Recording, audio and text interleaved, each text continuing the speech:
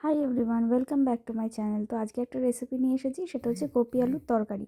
তো চলো দেখে নিই তার জন্য কী কী লাগবে। প্রথমে আমি আলু এখানে ডুমো ডুমো করে কেটে নিয়েছি, কপি কাটা আছে, টমেটো কাটা আছে, এখানে শুধু আদা বাটা করা আছে, আর ফোড়নে নেওয়া আছে তেজপাতা আর গোটা জিরে।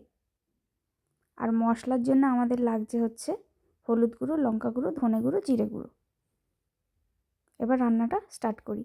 প্রথমে কড়াইতে আগে তেল দিয়ে নিয়েছি।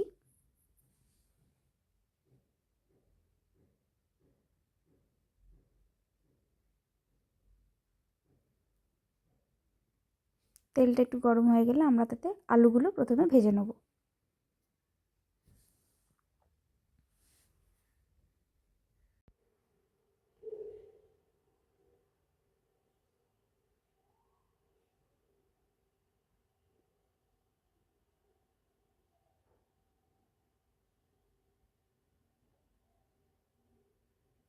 এবার ওপর দিয়ে নুনটা ছড়িয়ে দিলাম।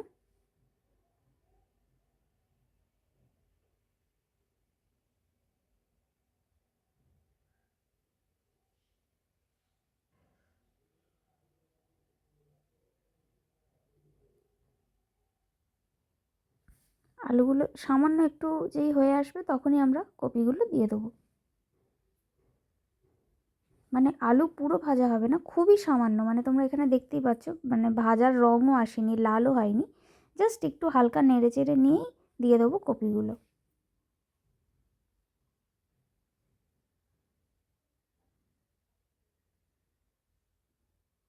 এরপর ঢাকা দিয়ে দিলাম।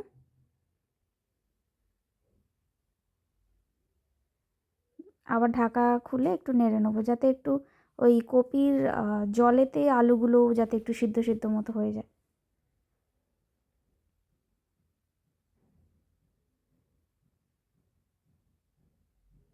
এরপরে আমরা যে শুকনো মশলাগুলো রেখেছিলাম বাটিতে, সেটাই আমরা ভিজিয়ে নেবো, মানে একটু জল দিয়ে তাতে ভিজিয়ে রেখে দেবো মশলাগুলো।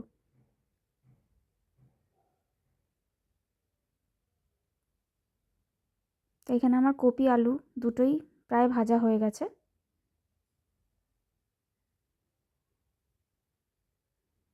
দেখে নিয়েছি আলুগুলো একটু সিদ্ধ হচ্ছে কিনা।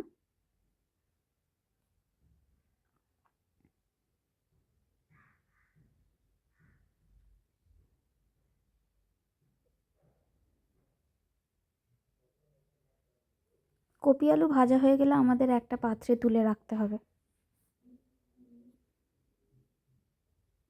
তো এখানে আমার ভাজা হয়ে গেছে, সবই লাল হয়ে গেছে, কপিও লাল হয়ে গেছে, আলুও লাল হয়ে গেছে। তো এবার আমি একটা বাটিতে ভাজাগুলো তুলে রাখলাম।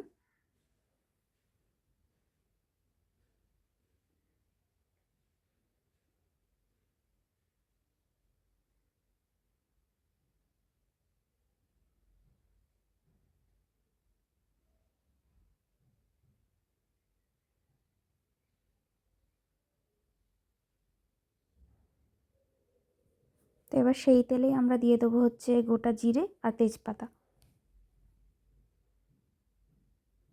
ফোড়নটা একটু হয়ে এলেই আমরা দিয়ে দেবো হচ্ছে আদা বাটা, আর তার সাথে ধনেপাতা কুচি দিয়ে সব একসাথে খুব ভালো করে নেড়ে নিতে হবে।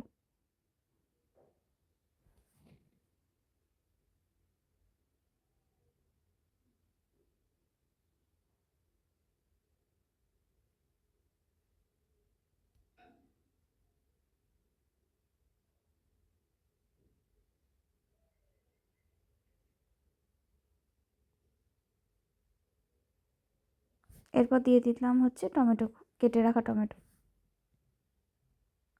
দিয়ে দেবো হচ্ছে স্বাদ মতো নুন।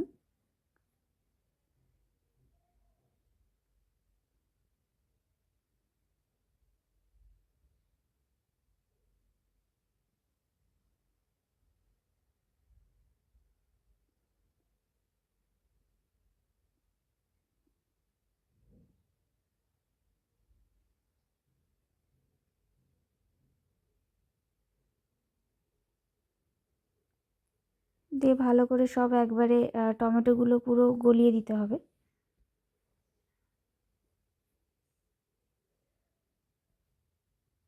নুন দিয়েছি, টমেটো তাড়াতাড়ি ভাজা হয়ে যাবে।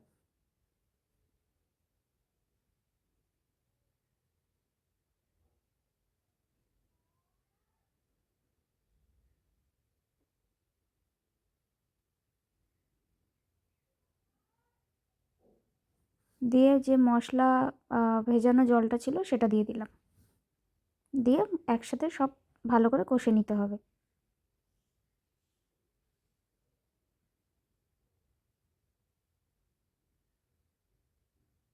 সামান্য জল যেটুকানি পরিমাণে লাগবে দিয়ে মশলাটাকে কষিয়ে নিতে হবে।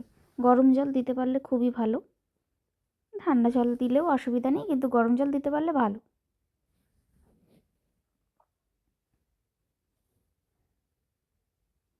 একদমই ঘরোয়া, বেশি কিছু লাগে না, কিন্তু টেস্টও খুব ভালো হয়। এবার দিয়ে দিলাম হচ্ছে পরিমাণ মতো চিনি। আমরা সব রান্নাতে একটু চিনি দিই।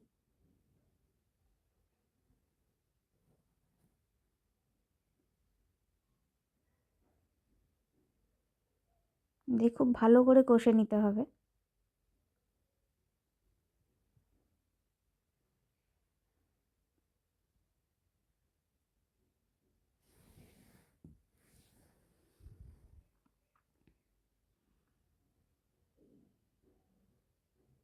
ফুলকপি আলুর তরকারির সাথে গরম গরম সাদা সাদা লুচি খেতে জাস্ট দুর্দান্ত লাগে।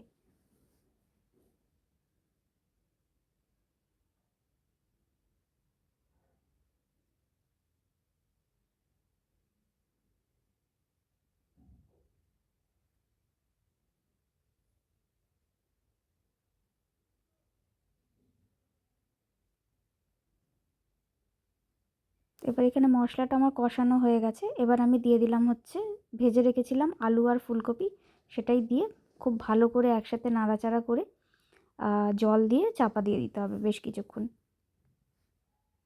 জলটা না খুব অল্প অল্প করে দিও, মানে ওই যতক্ষণ সিদ্ধ হবে একটু খুলে খুলে নেড়ে নেড়ে দেখে নিতে হবে সেটা।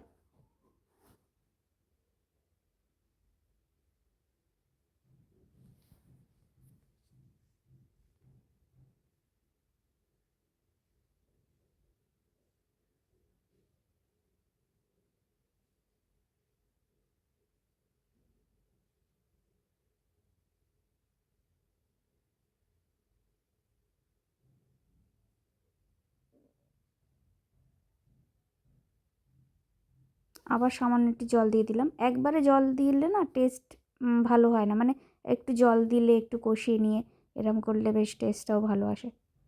কষানোটা ভালো হয়, আর কষানো ভালো হলে অটোমেটিক টেস্টটাও হয়ে যাবে। দিয়ে এবার ঢাকা দিয়ে দিলাম।